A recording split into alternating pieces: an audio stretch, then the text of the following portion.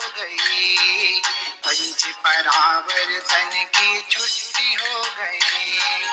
आत्म को ध्याओ परिवर्तन न साओ, आत्म को ध्याओ परिवर्तन न साओ। आओ आओ शुद्धात्म को ध्याओ, आओ आओ शुद्धात्म को ध्याओ।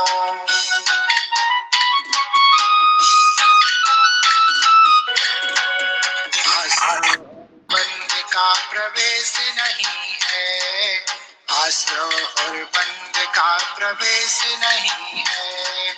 संबर और निर्जरा से बनी वस्तु है, संबर और निर्जरा से बनी वस्तु है।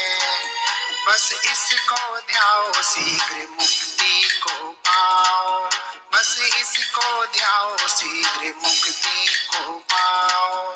आओ आओ शुद्धात्म को ध्याओ, आओ आओ शुद्धात्म को ध्याओ।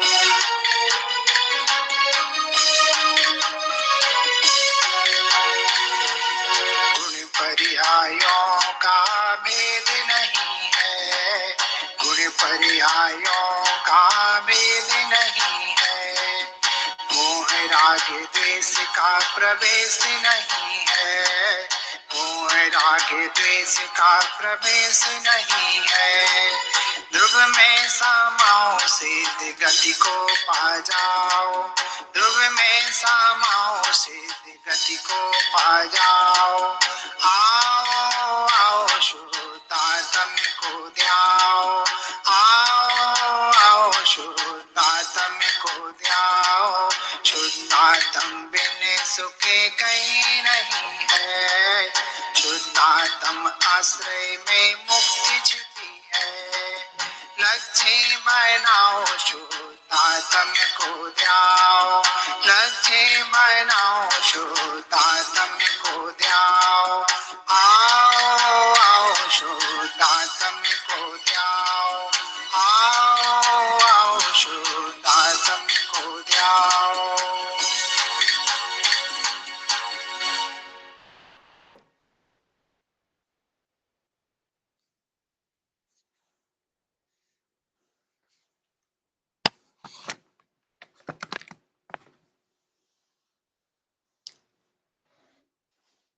नेत्रों को बंद रखिए, अपने शरीर का एहसास कीजिए। आत्मा को ध्याओ, शुद्धात्मा को ध्याओ और शरीर को ध्याओ और जीव को ध्याओ। ये चार शब्दों को आप जरा सा भाव समझे क्या कहना चाहते हैं। आत्मा का ध्यान करो, शुद्धात्मा का ध्यान करो। हम कहते हैं कि शरीर का ध्यान करो। क्या सब एक ही है? आत्मा, शुद्धात्मा, शरीर, यह सभी अलग अलग है। और जीव का ध्यान करो। ये जीव की है, आत्मा क्या चीज है, शुद्धात्मा क्या चीज है, शरीर क्या चीज है, किसका ध्यान किया जाए। शरीर करने से एक विस्तार ख्याल में आता, आकार ख्याल में आता है। तो आत्मा और शुद्धात्मा के भी जीव का जो विस्तार है वही कहा जाता है। जीव का ध्यान करो नहीं कहते हैं, आत्मा का ध्यान करो, शुद्धात्मा का ध्यान करो। ये पावन है, पवित्र है, उत्तमार्थ है। तो ये आत्मा, परमात्मा, जीव तो संसारी है, रागी द्वेषी है, और आत्मा है वह शुद्ध है, पवित्र है, दिव्य है, उत्तम पदार्थ है। जीव और आत्मा अलग अलग हो गए। तो जीव है वो तो प्रकट ही संसारी है, रागी है, द्वेषी है, मोह, इसका ध्यान कौन करेगा। आत्मा का ध्यान करो, शुद्ध आत्मा का ध्यान करो। आत्मा ही शुद्ध आत्मा है। तो ये आत्मा, शुद्ध आत्मा किसको कहता है? जीव सामान्य को तो नहीं कहता है।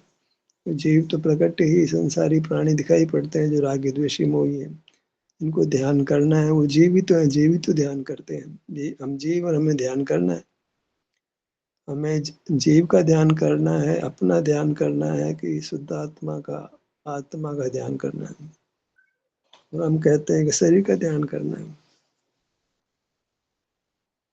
यही कहना है कि शरीर को ही आत्मा, शुद्ध आत्मा कहा जा रहा है। शरीर माने एक विशिष्ट आकार, उसको हम लक्ष्य में लेते हैं, वो ध्यान हुआ। जो शरीर है, सब जीवों का शरीर है ना, एक प्रकार का ही है, भले ही संकोच विस्तार से अलग हो गया हो, पर मूल में एक भाव वाला है, वो अखंड है। और अगर संकोच विस्तार नहीं हो, कर्म का विनाश हो, तो सब एक ही आकार होते हैं, उनमें कोई अंतर नहीं होता है। सब जीव समान है। सर्व जीव सिद्ध सम। सिद्ध सम जो हम तीन लोग का आकार है बना रखा है, वो जीव का शुद्ध आकार है। सब सिद्ध परमात्मा ऐसे ही होते हैं। सर्व जीव एक समान स्वरूप से ऐसे ही बने हैं। कर्म के संबंध से संकोच विस्तार हो रहा है। जो भी विस्तार पाया है वह शरीर रूप आकार होने से शरीर है, और कर्म क्षय होने के बाद उसको आप अस्तिकाय कह सकते हो, बहुप्रदेशी मात्र कह सकते हो। अस्तिकाय मानी जो काय है, काय का अर्थ बहुप्रदेशी है।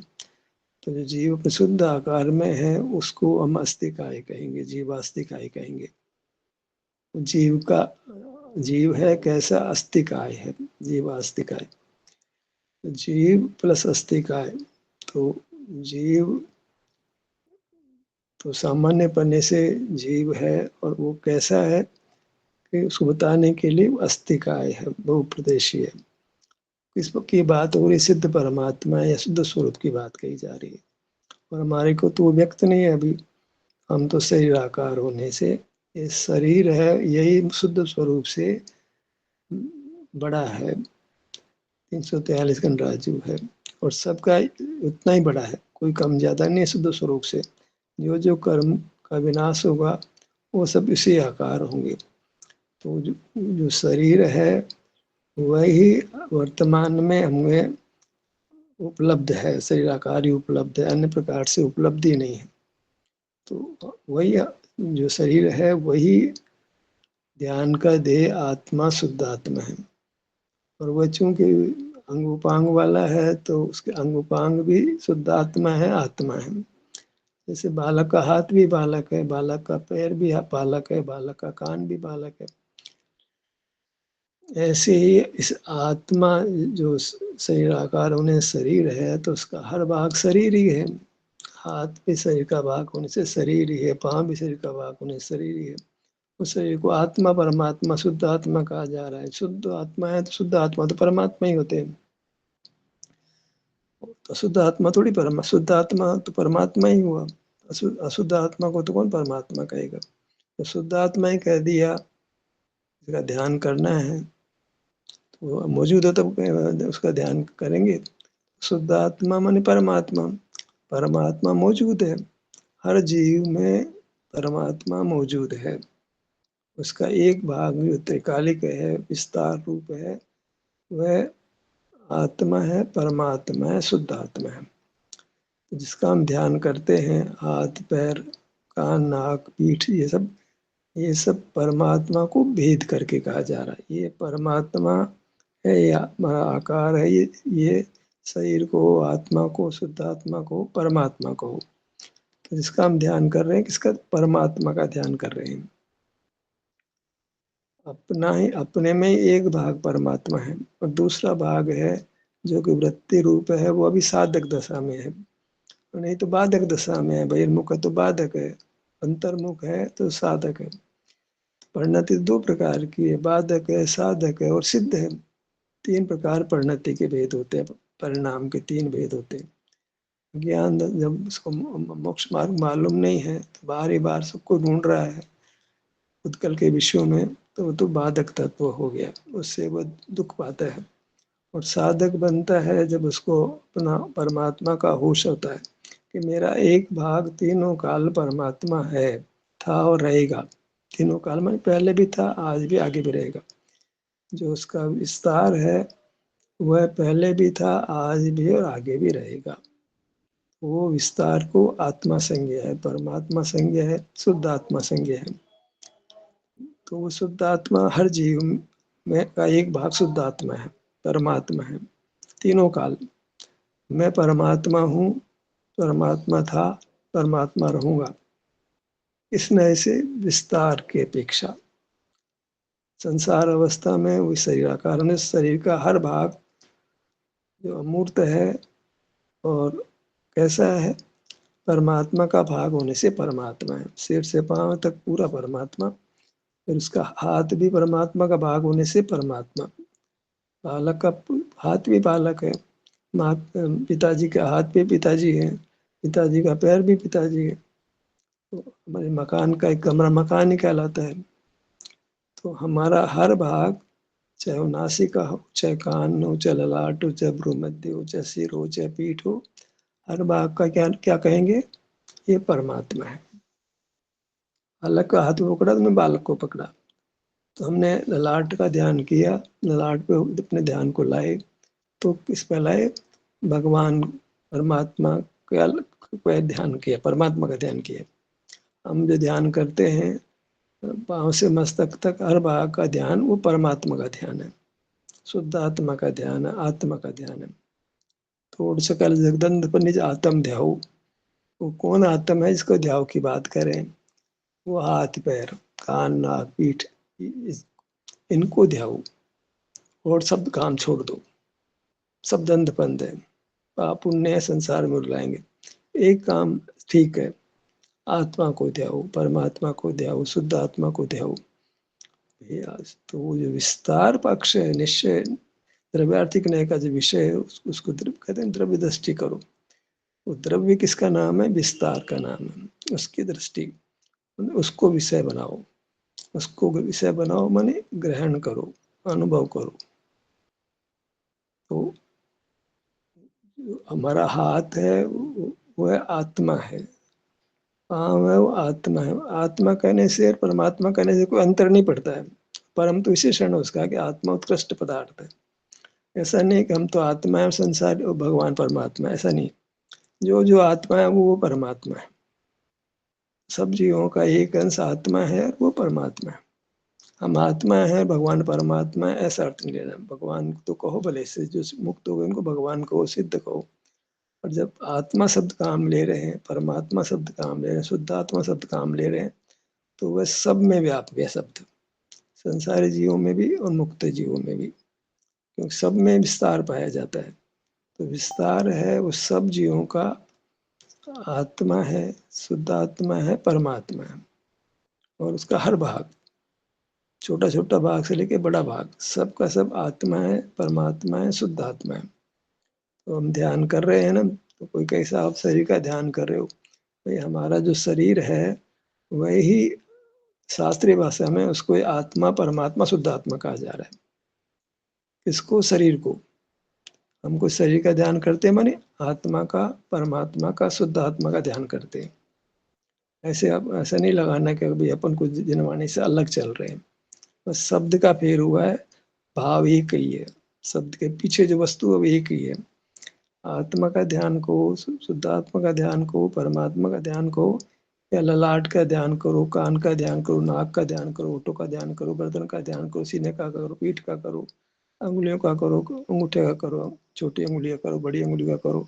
ये सब ध्यान क्या हुआ, शुद्ध आत्मा का, आत्मा का, परमात्मा का ध्यान हुआ। ये मतलब बराबर हमको साफ रहना चाहिए, ताकि हमको ही संशय पैदा हो जाए कि हम कुछ काम ठीक करेंगे नहीं कर रहे, क्या आगम से कोई विपरीत तो काम नहीं कर रहे हैं। सारी दुनिया कहती है कि आत्मा का ध्यान करो, परमात्मा का ध्यान करो। तो कौन है परमात्मा, राम जी का ध्यान परमात्मा का ध्यान है, कृष्ण का ध्यान परमात्मा का ध्यान है, महावीर का ध्यान परमात्मा का ध्यान है? नहीं है, वो तो परद्रव्य है, उसकी तो बात ही नहीं। उसको तो जीव से, हमारे लिए वो जीव ही नहीं है, अपना जीव है, बाकी तो हमारे लिए वो तो अनुभव में नहीं आता, तो हमारे लिए तो नहीं होने के समान है। पर का तो ध्यान का मतलब ही नहीं है। वो तो उससे तो विभाग हो गया हमारा, पहले पहले मोटे रूप से विभाग कर लिया उसके साथ। तो अब यहाँ तो भेद विज्ञान करना था, वो अपने में ही करना था। पर की तो चर्चा वार्ता अच्छी नहीं है, पर्दा हुआ तो दुख गई, तो उसका तो कोई हमारे प्रवेश ही नहीं है हमारी चर्चा में। पर का तो प्रवेश करेंगे तो फिर मार्ग ही नहीं बनता है। पर का तो एक बार निषेध हो गया कि पर तो अनुभव में आ ही नहीं रहा, अपने में जो अपने को लक्ष्य किया तो पर तो दिखता ही नहीं, खुद ही दिख रहा है। तो नियम है, तो जब आप आपका अनुभव कर रहा है तो पर पदार्थ तो क्या आते नहीं होते, भगवान जिसको हम कह रहे हैं वो तो दिखते ही नहीं है, और दुनिया का कोई पदार्थ नहीं दिखता, उसकी तो बात ही नहीं है, उसका तो अभाव हो गया। अनुभव में ध्यान में पर पदार्थ तो दिखता ही नहीं है, तो पर पदार्थ तो बात ही नहीं है। अब आप ही दिखता है, मतलब आप ही अनुभव में आता है। तो आप जो अनुभव में आता है वो किसको लक्ष्य किया जा रहा है, किसको मतलब किसको ग्रहण कर रहा है, वो वृत्ति किसको ग्रहण कर रही है। आगे के समय में वृत्ति तो खड़ी होती है जो काम करती है, काम तो वृत्ति करती है, वृत्ति ध्यान करती है, विस्तार थोड़ी ध्यान करता है, एक समय का परिणाम ध्यान करता है। हम ध्यान करते हैं, माने हम में भले कहो हम तो ये विस्तार और मैं तो अलग अलग हो गए ना, ध्यान कर मैं तो कौन है, मैं करने वाला शरीर में मैं करने वाला कोई परिणाम है कि नहीं के, ये शरीर में हूँ, मैं हूँ शरीर और शरीर में हूँ, तो ये मैं और शरीर, मैं बोलने वाला शरीर से अलग हो गया कि नहीं हो गया, ये वृत्ति है। मेरा शरीर है, ये मैं शरीर, ये शरीर सो मैं हूँ, ये बोलने वाला शरीर नहीं बोल रहा है, ये कोई और बोल रहा है, तो वो वृत्ति बोल रही है, वो शरीर की वृत्ति है, तो भी उनमें विभाग हो गया। ये मेरा शरीर है, ये मैं हूँ, तो ये बोलने वाला शरीर से भिन्न हो गया, कथनचित भिन्न हो गया, इसको अन्य शब्द कहाँ मिले थे। वृत्ति और विस्तार में अन्यत्व है, भिन्न दो द्रव्यों की तरह भिन्नत्व नहीं है, तो अन्यत्व है। तो वो वृत्ति एक समय उत्पन्न होती है और विस्तार तीनों काल रहता है। तो जो वृत्ति जिसका ध्यान कर रही है उसको ही उत्तमार्थ कहा जा रहा है, शुद्धात्मा कहा जा रहा है, आत्मा कहा जा रहा है, परमात्मा कहा जा रहा है, दो शब्दों में भगवान कहा जा रहा है। तो जो आराध्य है हमारा वो एक पावन तत्व है, उत्तम तत्व है, आनंदमयी है वो, उसमें राग का राग तो वृत्ति में है, दुख वृत्ति में है, वो तो एक वस्तु बने है बस, उसका तो सद्भाव है। कार्य है वो तो वृत्ति में है, हम कार्य की बात नहीं करते, कार्य का जो कारण उसकी बात करते हैं, जो कार्य का कारण जो रूप से परिणमन करके पर्याय रूप से उत्पन्न हो रहा है, तो वो जो परिणमन कर रहा है वो पर्याय परिणमन करती, पर्याय स्वयं परिणमन करके उत्पन्न हो रही है। द्रव्य है जो विस्तार वो परिणमन कर रहा है, परिणमन तो वो परिणमन कर रहा है, उसको भी नहीं देख रहे हैं परिणमन को, हम तो उस विस्तार मात्र को देख रहे हैं। परिणमन कर रहा है फिर भेद खड़ा हो जाएगा, हम तो उसको कूटस्थ देख रहे हैं, एकदम खड़ा है वो, परिणमन तो हुआ लेकिन हम उस परिणमन नहीं देख रहे, हम तो एक विस्तार मात्र, जैसे चेहरा उसमें क्या परिणमन देखे, पेट है उसमें पीठ में क्या परिणमन देखे, है बस विस्तार है, चेहरे का भाग है, सीने का भाग है, पेट का भाग है, हाथों का भाग, पाँव का भाग है, सब अमूर्त ही है। मूर्त का तो मामला ही अलग है, सब अमूर्त ही है, लेकिन सब सुख के बना भाग है, सुख का क्षेत्र है वो, उस क्षेत्र है, वह क्षेत्र जो अपना क्षेत्र है उसको हम शरीर कह रहे हैं लौकिक भाषा में, शास्त्रीय भाषा में जिसको उसी को उस शरीर को ही शुद्ध आत्मा, आत्मा परमात्मा भगवान कहा जा रहा है। मेरा आराध्य भगवान मेरा शरीर है, शरीर ही भगवान है, आत्मा है, परमात्मा है, शुद्ध आत्मा है। आत्मा आत्मधर्म, आत्मधर्म की बात चली ना, दो पत्रिका में हिंदी गुजराती निकलती रही, सोनगढ़ से आत्मधर्म, और आत्मा कहते ही सोनगढ़ वाले बोल रहे हैं नहीं, तो वो आत्मा बोला तो जा रहा है पर उसका भाव आसन नहीं है, सबके जवान पे आत्मा शब्द बैठ गया है, सब जो समय सार पढ़ रहे हैं उनके जवान पे आत्मा शब्द बैठ गया। आत्मा क्या, आत्मा सुपर प्रकाशक है, आत्मा स्वप्रकाशक है, कि जो सब सारी जिनवाणी के में ही आत्मा शब्द बैठ गया है, जिनवाणी में आत्मा ही आत्मा कहा जा रहा है। तो वो किसके गीत गाए जा रहे हैं, शरीर के गीत गाए जा रहे हैं, जिसका नाम लेने में आजकल लोगों को तकलीफ होती है, वो शरीर का तो नाम मत लो, वो तो परद्रव्य है। अरे भाई शरीर हमारा भगवान है, वृत्ति का भगवान है, वृत्ति का आराध्य है, वो सर्वस्व है, प्राण है, जीवन प्राण, उससे प्राण मिलते हैं, वृत्ति उससे जीवंत होती है, उसका आश्रय नहीं करो तो जीवंत ही नहीं होती है, बेहोश हो जाए, उसका आश्रय नहीं करने से निगोद में सब अचेतन जैसी वृत्ति पड़ी है और संसार में रुल रही है, वो तो इंद्रिय तीन इंद्रिय चार इंद्रिय सब में रुल रही है वो, असंगी के असंगी हो गया, मनुष्य हो गया तो रुल रही है वो, और देव हो गया तो विषय ग्रहण करके रुल रही है वो, नरक है तो वेदना भोग भोग के रुल रही है। वृत्ति का तो ऐसा बुरा हाल हो गया, इतना बुरा हाल किस कारण से हुआ, उसने परमात्मा की आराधना नहीं की। आराधना कैसे होती है? संवेदन रूप से, अनुभव रूप से, उसको विषय करके उसके सुख के दुख का जो भी अनुभव होता है, उस अनुभव के आगे वो बढ़ना ही नहीं चाहती है। बस उसका कार्य पूरा हो गया, उसके आगे विकल्प नहीं करना चाहती है।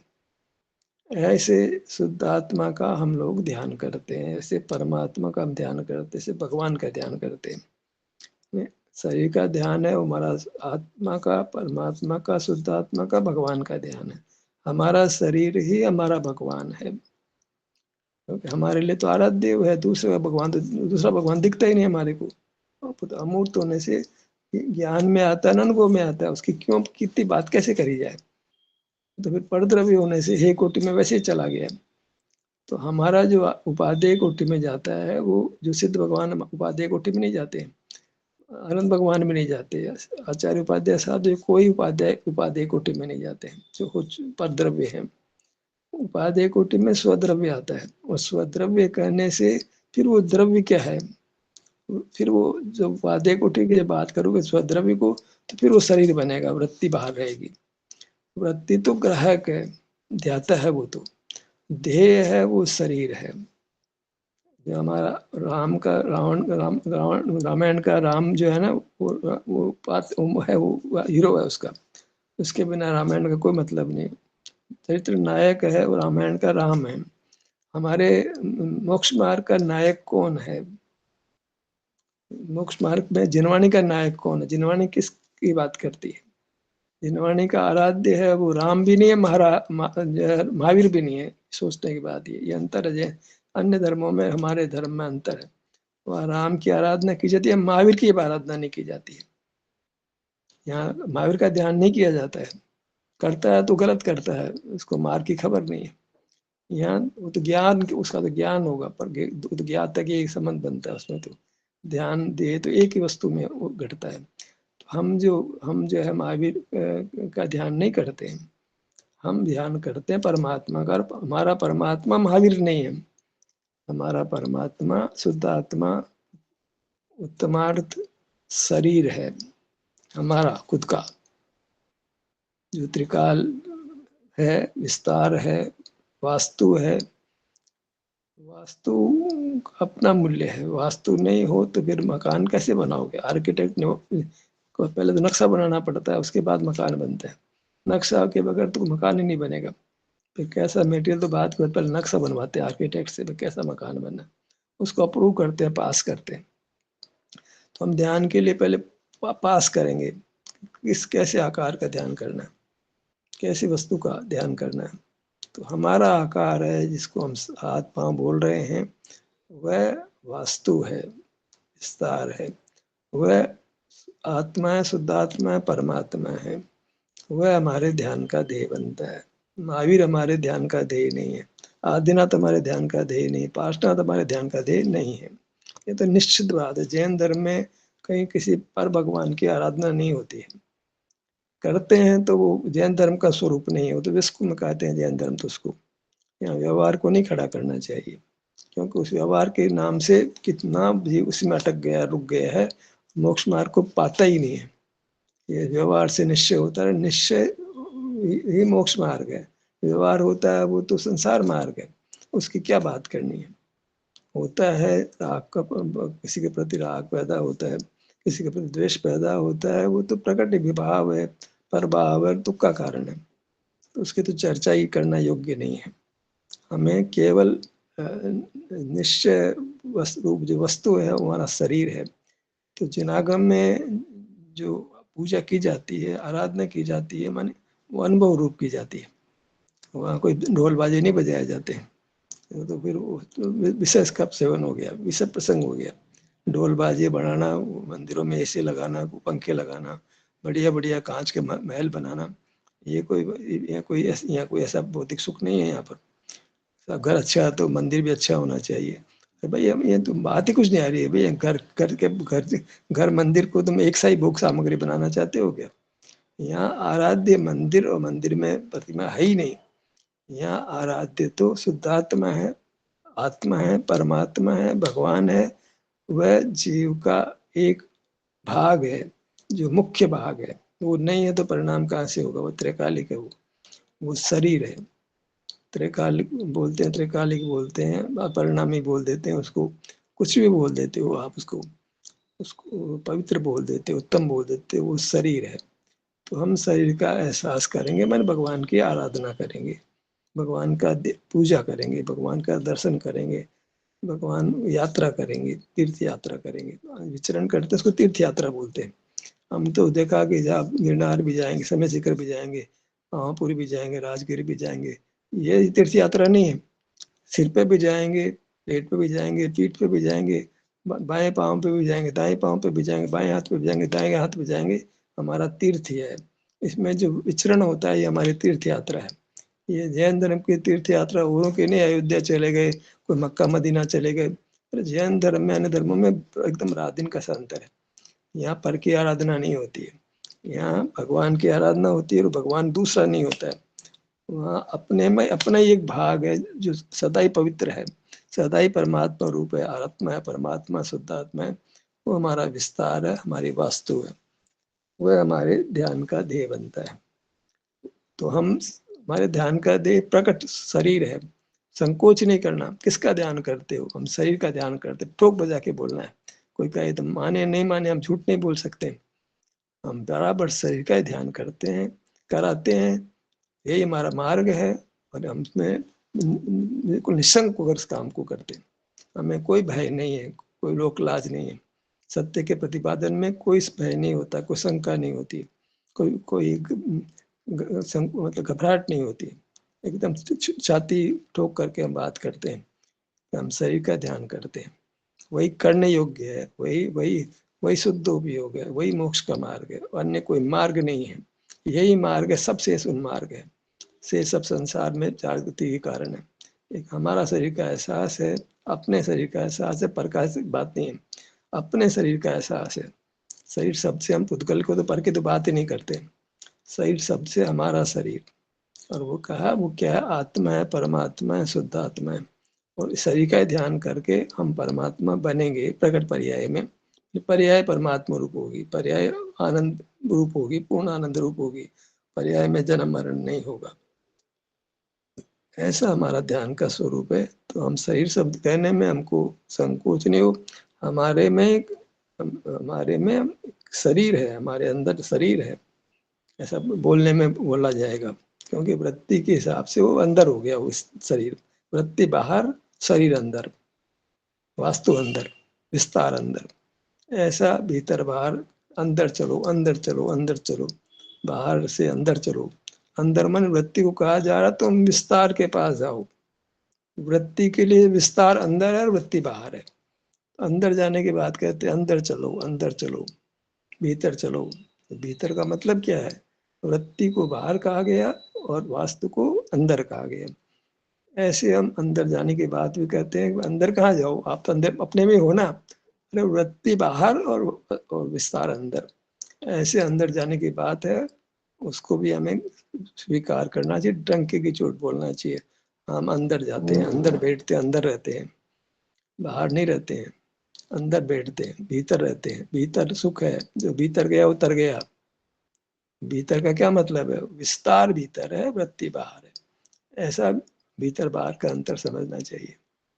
थियोरेटिक कर दी गई है ताकि आप हम लोग जो है अपने अंगों पंगों का ध्यान निशंक होकर के पूरी एकाग्रता से कर सकें। सत्र यही समाप्त होता है। आपकी सहभागिता के लिए धन्यवाद।